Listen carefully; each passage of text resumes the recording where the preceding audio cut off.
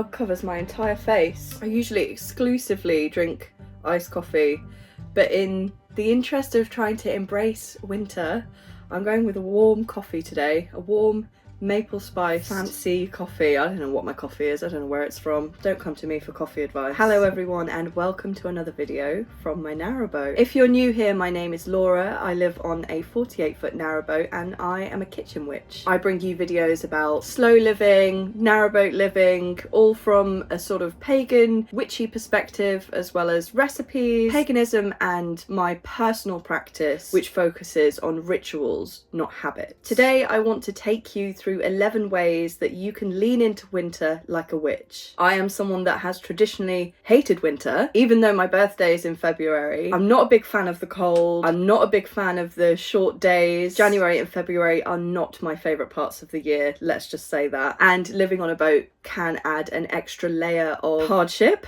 in winter, but it is through my practice as a pagan that I find comfort in winter. I use the teachings of my practice and the things that I've learned, knowledge and wisdom from nature, in order to lean into winter instead of avoiding it, because you really can't avoid it unless you go away for the whole of winter. I mean, this time last year I was in Seville, and this time the year before I was in Bali, so I do try my best to avoid winter. But this year I really want to face it head on. I want to embrace it. I really want to become a winter person. It happens every year. There's no point trying to run from it. And secondary to that, there is so much beauty in winter. There are so many wonderful things about winter. We just need to change the way that we look at it. So here are my 11 principles for wintering like a witch, with some practical ways that you can find the beauty, the comfort, and the enjoyment of the season.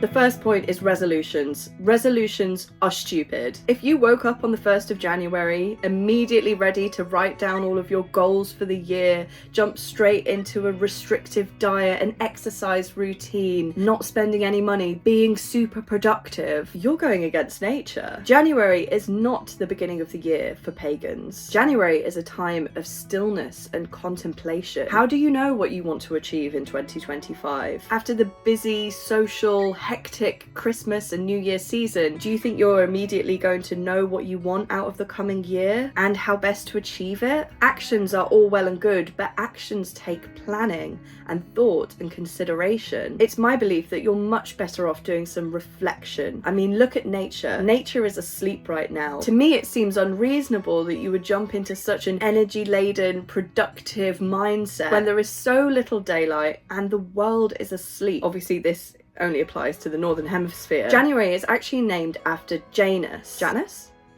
who is the Roman god of beginnings and transitions. Janus has two faces, one looking forward and one looking back. This is a time to look forward and look back. To me, this is not a time of action. And even the wording itself, resolutions, goals, they're so rigid, so full of guilt and pain when we inevitably won't achieve them. 80% of New Year's resolutions are failed by February. Instead, I like to use words like intentions. And this is why I enjoy rituals over habits. Goals and habits and resolutions are boring and rigid and restrictive, and they feel like a form of punishment, which is completely unnecessary. You can absolutely make changes in your life, you can absolutely engage in self-improvement, but it does not need to come from a place of self-flagellation. However, that doesn't mean that I don't believe in self-improvement and that you should do nothing in terms of setting your intentions for the coming year. I am a journal girly. Perhaps you're like me and you think that a new journal will be the key to changing your life. As you can see, I do that many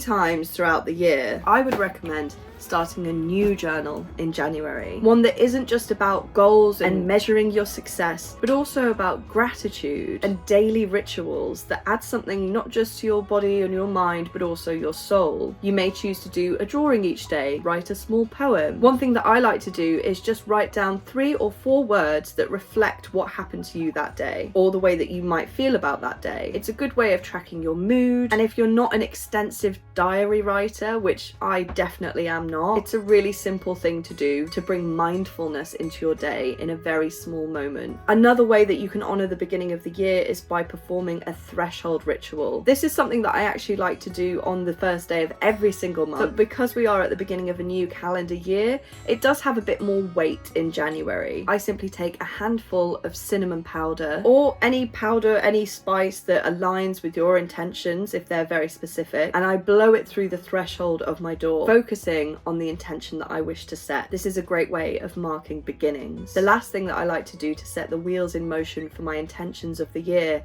is to do a vision board. You can do this practically with pieces of paper, magazines, print things off, draw things if you like, paint things, or just write down specific words. Or you can do it digitally, perhaps with a Pinterest board, or making a wallpaper, or doing it on Canva. You can even make it the wallpaper to your phone background so that every time you look at your phone, you're unconsciously thinking about those goals and those intentions that you wish to set for the year. Don't set them yet, because they may change with a month of consideration. I will be taking you through an intention setting ritual for In Bulk, which is on the 1st of February. If you like what I do here and you're interested in seeing that, please subscribe. But we aren't setting intentions yet. We're just thinking about them. One thing I always say with any kind of manifestation is that it is easy to get what you want. It is hard to know what you want. A lot of the time when people aren't getting what they want, it's because they actually don't know what they want. You have to be very, very specific about what you want in life. You cannot draw something ambiguous to you. For example, when people do money spells, a lot of the time they just want money. They just want abundance in some kind of way. If you have a really specific idea about what that money will be used for, and even an amount, you're far more likely to get it. And that applies to everything, not just magic. You really should know what you want out of life, so take time to consider it. Don't just jump right into action.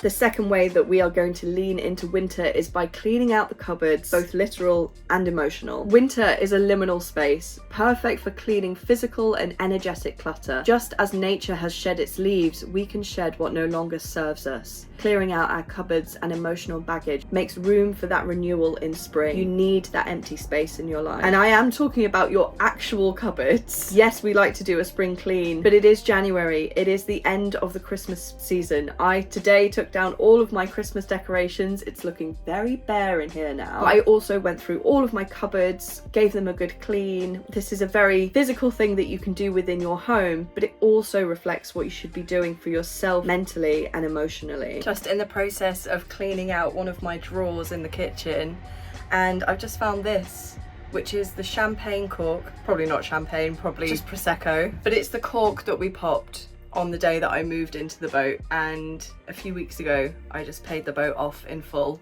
so I've now paid off the loan and I now own my boat outright. What a lovely example of coming across something during my little January clean in order for me to reflect and look back, and also to look forward. And you can bless your space afterwards, either with incense. I sometimes like to put a crystal in the cupboard. A lot of people tend to use smoke for cleansing. You can do something as simple as clapping your hands or ringing a bell. These are all forms of cleansing your space and rebalancing the energy. When you do a mindless task like cleaning out your cupboards, your mind does tend to wander. This is not just a practical way to refresh your cupboards. This is something meditative that you can do for your mind and emotional state. So while you're having your clear out, really think about what you wish to let go of in 2025. What's no longer serving you? It might be a job, a habit, people even. When you finish giving your cupboards a really good clean, write down 5 things that you don't want to take forward with you into 2025. Take that piece of paper and either burn it and scatter the ashes, or fold it as many times as you can,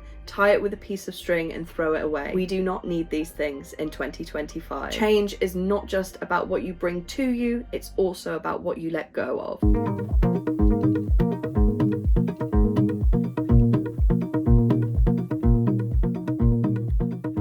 Number 3, of course, is kitchen witchery. But for January, I would like you to focus on anti-diet recipes. What this doesn't mean is eating loads of junk food, overindulging. We all did that at Christmas, and then we overcorrect in January by being really restrictive. At the moment, there are ads, TV shows, influencers everywhere starting the 2025 diet culture. And for many of us, that's not something that's ever helped us in our lives. Bad diets, fake motivation, motivation because it is fake. It's not real motivation. It won't last. It's not sustainable. It won't help you. And this culture of self-deprivation, almost as a punishment. Winter is about nourishment. It is cold outside. It is dark. Life is still. Honor your body's needs with meals that are both magical and fulfilling. As a kitchen witch, I believe that cooking and sharing food is a sacred act. All food should be served with intention and love, even if you're just serving yourself. Food, or lack of food, is never something that you should weaponize to punish yourself. Instead, plan meals with seasonal ingredients like root vegetables, lentils, and warming spices. One really easy practice if you're new to kitchen witchery that you can bring into your everyday cooking is just intentional stirring. Every time you make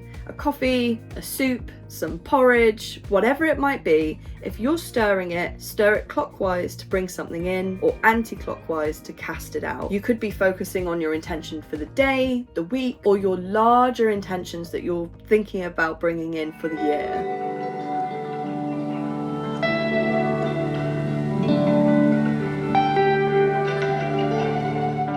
Number 4, I think, is the absolute key. It's all about the vibes. I used to approach winter with fear, actually, because I was so scared of being cold. Really hate being cold. And especially when I first moved onto the boat, I was so worried that I would be cold. And yes, of course, there are extra things that you need to do in winter to keep yourself at even just a basic comfort level. But the way in which you do those things can be with an attitude of being burdened, or it can be done with vibes. Winter vibes are unmatched. The coziness, the candles, the warmth, the dark, quiet night, the solitude, the stillness, and the beauty of nature outside. Your home and surroundings are your comfort blanket. They are your sanctuary. So make them as vibey as possible. This is a time of nurture, rest, and renewal. So set the tone accordingly. Use soft lighting like candles and fairy lights, dried orange slices and crystals. Keep a basket of blankets near your favourite reading chair, or make a ritual to sit every evening with a book or journal. Align your sleep cycle with the sun. This is your opportunity. It's the best time of the year to see the sunrise every single morning and the sunset every single day. Get early nights, brisk, fresh mornings. And let's face it, we'll be spending a lot of time in our homes over the next couple of months. So make it as cozy as you possibly can.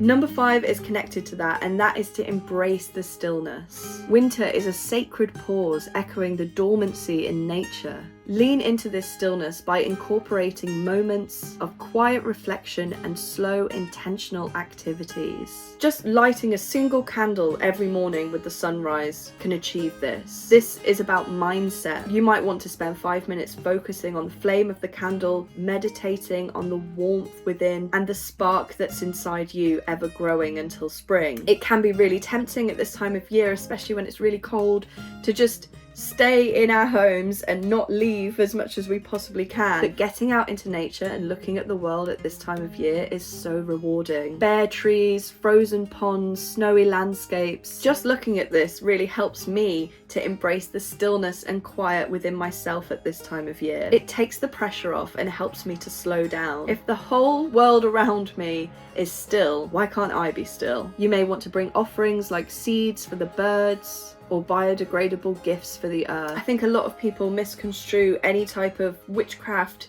as simply doing spells to get things for yourself constantly. Money spells and beauty spells and love spells, and it's all about take, take, take. I would say at least half of the practice is learning how to practice gratitude. Usually you don't want the things you want, you just want the fulfillment of having them. But fulfillment can be found in other ways, and gratitude is one of those ways. One way to reconnect with nature during winter is wassailing. Wassail means good health in Old English, and going wassailing is an old folk tradition. Wassail is a mulled spice cider. Traditionally, people would go and sing and dance around orchards, pouring libations of wassail on the roots of the apple trees in order to give gratitude and ensure a bountiful harvest for the coming year. Don't forget to hang wassail-soaked bread and toast in the branches of the trees and ring a bell to ward off the evil spirits. You might look a bit mad and you might feel a bit mad, but it's just a fun, silly thing to do. It's a really old tradition going back hundreds of years. And let's face it, there's not much else going on in January, so you may as well sing to the trees. Number 6 is crafting. When you're out in nature and doing those nature walks, if you are a foraging witch like me, you will notice that there is not much growing. There are hardly any flowers about, hardly any plants, a few mushrooms here and there, a few roots, but the abundance of the edible earth is not really a thing in January. The foraging year doesn't really kick off until February and March when the wild garlic pops up. But one thing that you can do is bring nature inside your home. Doesn't have to be edible. It can be twigs, pretty leaves, bracken, reeds, pine cones, anything that speaks to you really. Use these to craft with and decorate your home to remind you of the abundance that's coming in spring. Handmade creations carry your energy and intention, making them powerful tools for magic. One thing that I usually make at this time of year is besoms, which are very small brooms. The twigs are bare, they're quite malleable at this time of year, and as long as it hasn't been raining, they're quite dried out as well, so it's the perfect time for making them. Winter crafting offers opportunities to work with natural materials and align with the season's themes of rest and introspection. Every time you go out for a walk, just bring something home with you. It could be a tiny charm, a small pine cone, a pebble. This helps to add some purpose to your walks and ground you in the world outside. This is also a wonderful time of year for any kind of traditional crafting, knitting, sewing, weaving, crochet, painting, drawing. I have massively gotten back into drawing. You might not know this about me, but I actually did an art degree. I have a degree in illustration that I never use. I can draw, I can paint, I just don't really do it these days. And I think I'd sort of fallen out of love with it. I mean, I'm always painting on my walls or starting projects or doing something creative, but I haven't actually sat down and done a proper project for a really long time. But in the last month or so, this project has it's just overtaken me. It has kicked off in a big way, and I think the stillness of winter is really helping me to get through it and really encouraging me to do it. Every night I get my little blanket and I put a film on and I just draw, and I'm drawing on the iPad as well, so I've never ever done that before, so I'm teaching myself a new skill. I will be sharing this project with you at some point in the next 3 or 4 weeks, I hope. It is something that is connected to everything that I do, and hopefully it's something that you will be excited about as well. I'm very excited about it. But I think even if you're not a natural drawer, now is the time. Winter is the time. You might want to start playing an instrument, learn a new skill, learn a language. I think just spending an hour a day on mindful either skill building or something for fun, because I think we underestimate the power of doing things for fun. Like, you don't need to be the best artist in the world to gain something from drawing or painting or sewing. It's not just about learning, it's also just about enjoying yourself.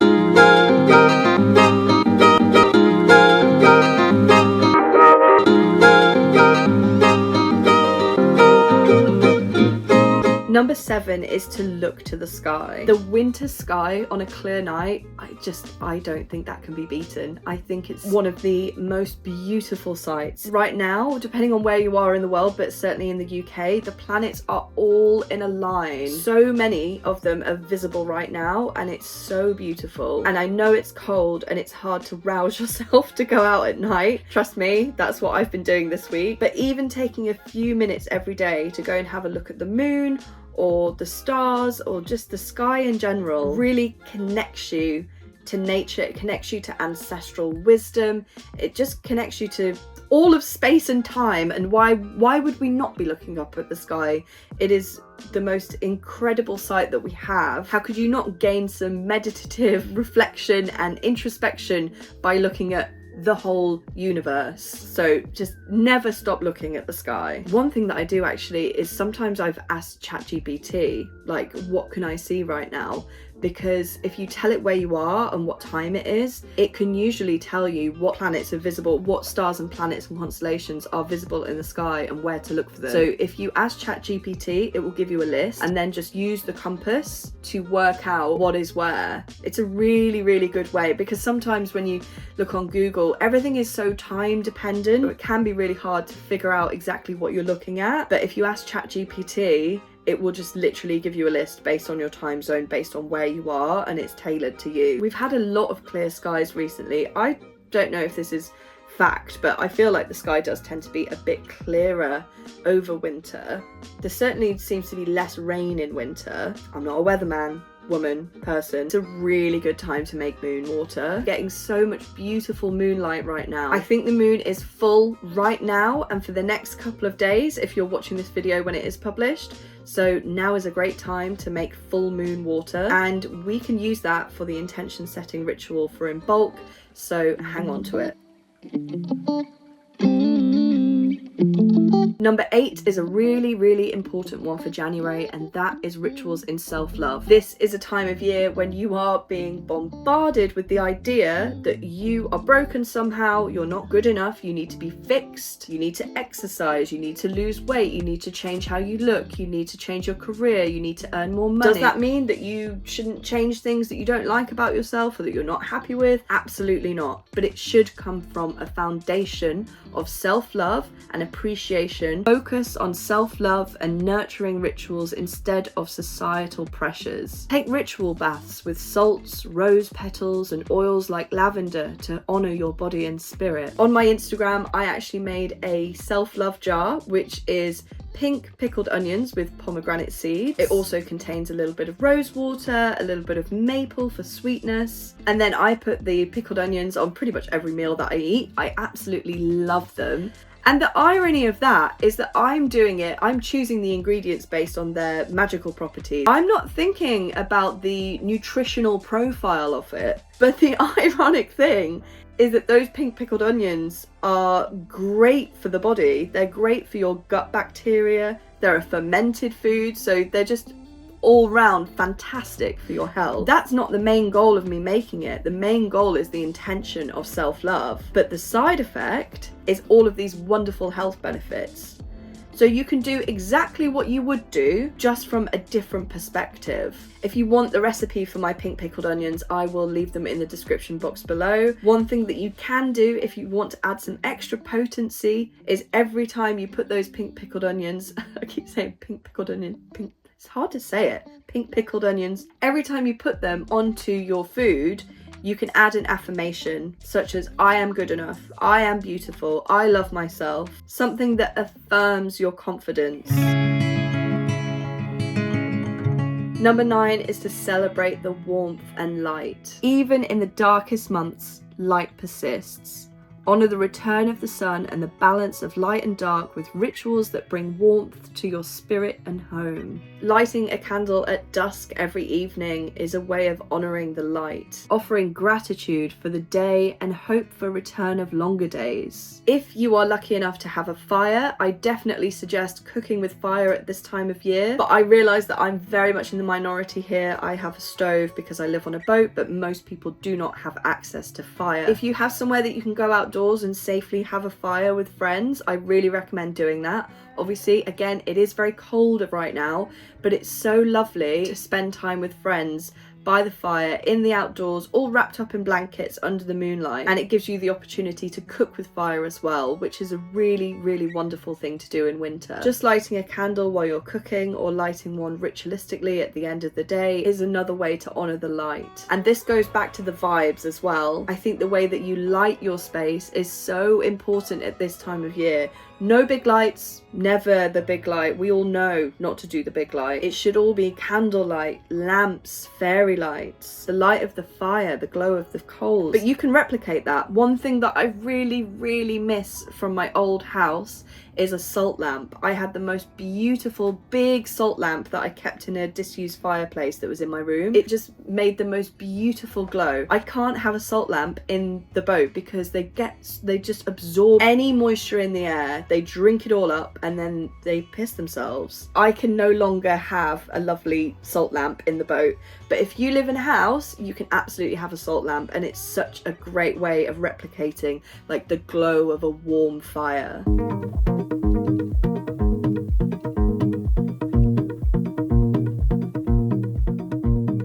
Number 10 is winter divination. The theme of everything that I've been saying is that this is a time of stillness, thinking, consideration, planning, getting ready to set those intentions. But in order to do that, I think a lot of us need some form of guidance. Now, everybody's thoughts and feelings on things like tarot and divination are going to differ. My personal thoughts is that the tarot cannot predict the future, but it can very accurately tell you how you feel about certain things. Sometimes those cards will read you to filth. They will not give you the answers that you're looking for, but they hold up a mirror to say, this is what you should be thinking about. This is the thing that you're avoiding. This is the outcome that you're most afraid of, that you need to prepare for. Doesn't necessarily mean it's going to happen, but it's something within you. There's such a great tool for therapy. They're not a stand-in for medical, mental health intervention, don't get me wrong, but many of us have issues or problems or questions that don't necessarily need a medical professional or a psychotherapist. We just need a bit of guidance. We need a bit of introspection. Tarot, runes, scrying can really help illuminate a path to clarity. Because it's January and we are naturally thinking about the year ahead because we're in a new year, we all want to know what's going to happen. Where will we be this time next year? What does 2025 hold? You might be of the personal belief that the tarot cards and divination can tell you what's going to happen. That's not my personal belief, but either way, it doesn't matter. These are fantastic tools for planning ahead, for figuring out what we're afraid of, figuring out what we need to look at closer, figuring out what we actually want, because we tell ourselves stories and quite often we lie to ourselves. But things like the tarot cards can really inform your next steps. They can inform what it is you need to do. I would actually recommend pulling a tarot card every single day in January and taking the time to really introspect and think about what it means. You might only write down a couple of words in your journal about how that card relates to you. Write down the card that you pull every single day, write down what it means just with a few words, and write down what it means to you with a few words. You may come back to that journal in 6 months' time and something might suddenly click and make sense. If you've never tried scrying before, doing it at nighttime in winter under the moonlight, scrying is just another form of meditation. Depends how woo-woo you are. If you're one end of the woo-woo scale, then you might think it's a form of fortune telling. If you're at the other end of the woo-woo scale, you might just think it's almost a form of self-hypnosis. Either way, it doesn't matter. It's a thing that you can use for self-improvement. It's a thing that you can use to help yourself. And although I don't think it's a great time to set intentions or goals, I think it is a good time to write a letter to yourself in the future. This is something that I'm actually going to do today. I'm going to write myself a letter to open at this time next year. I started it actually the first week that I moved on the boat because I was having an anxiety attack. And that's one thing it's brilliant for. If you're going through a difficult time right now, it's so good to write yourself a letter for the future because it helps you visualize when you're out the other end of that problem. I don't know, it just gives you the strength to carry on. That's what it did for me anyway. I always recommend writing things handwritten. I think having something tangible that you can feel and touch is so important. We're also 4 times more likely to complete a task if it is written with the hand. There's something about bringing lofty ideas into the physical that make them more likely to happen. I mean, that's magic in a nutshell. So yeah, you're not setting intentions, you're just thinking about where you will be in a year's time and writing yourself a letter. And this is really good practice for the ritual that we're going to do on In Bulk, which is called the lemon. But again, subscribe if you would like to do the lemon with me because it really changed my life. 2024 was the most transformative year probably that I've ever had, and I did the lemon at the beginning of the year. I'm not saying it was the reason, but everything changed. My final tip for wintering like a witch is to gather in your community. While winter invites solitude, it's also a time to connect and reconnect with others. Share warmth and energy with loved ones, strengthen bonds, and give back to stave off the seasonal loneliness. If you're anything like me, winter, particularly January and February, can give you the sads, and it's very important that you tackle that, or at least prepare against it. One way that you can do this is make sure that you do have dates in the diary to see people.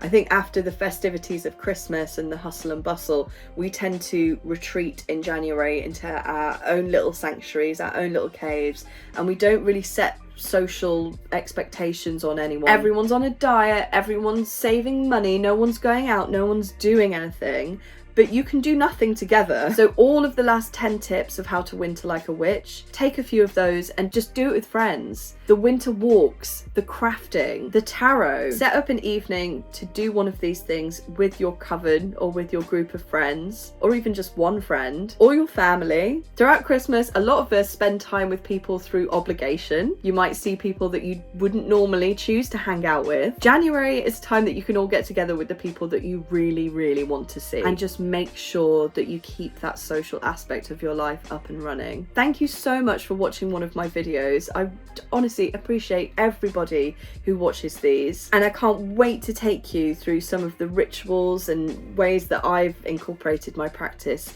into my life in 2025. In the comments, I would love you to leave your tips on wintering like a witch, or just wintering in general, because people do need help with that this time of year. Like, it's a difficult time of year, but there's definitely things that we can do to counter that. So please leave your tips below and let me know if there's anything in particular that you would like to see from me, because I am trying to plan ahead for the year. The biggest thing that you could do for me is just share me with a friend, just tell someone about me. I have a couple of projects coming up that I'm really, really excited about that I think you will like as well. So if this is the kind of content that you're here for, if you're here for the witchy stuff and you know witchy people, or you're in like witchy groups, please either share me or my video, and God, it would just be such a massive help to me. So thank you so much and have a lovely winter week. What colour is this? Am I just a floating head?